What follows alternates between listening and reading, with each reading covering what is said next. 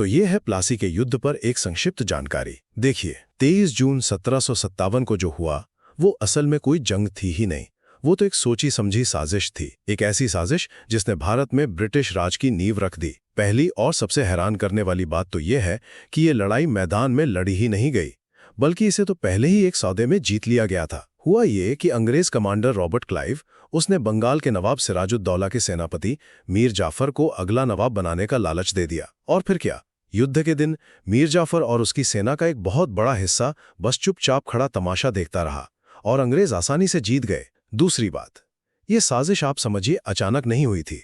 तनाव तो काफी पहले से बढ़ रहा था। अंग्रेज जो थे वो दस्तक मतलब टैक्स फ्री व्यापार के परमिट का गलत इस्तेमाल कर रहे थे और कलकत्ता की किलेबंदी भी कर रहे थे। इतना ही नहीं, उन्होंने नवाब को बदनाम करने के लिए ब्लैक होल की घटना का भी बहाना बनाया था। और आखिर में इस एक जीत ने सब कुछ बदल कर रख दिया। ईस्ट इंडिया कंपनी, जो अब तक सिर्फ एक व्यापार करने वाली कंपनी थी, वो अब किंग मेकर बन गई थी। उन्होंने मीर जाफर को अपनी कठपुतली बनाया, बंगाल का पूरा खजाना लूटा और उसी पैसे से अपनी फौज को इतना मजबूत कर लिया कि वो पूरे भारत पर कब्जा करने निकल पड़े। संक्षेप में, प्लासी का युद्ध सैन्य शक्ति से नहीं बल्कि एक सुनियोजित विश्वासघात से जीता गया था, जिसने भारत में ब्रिटिश राज की शुरुआत की।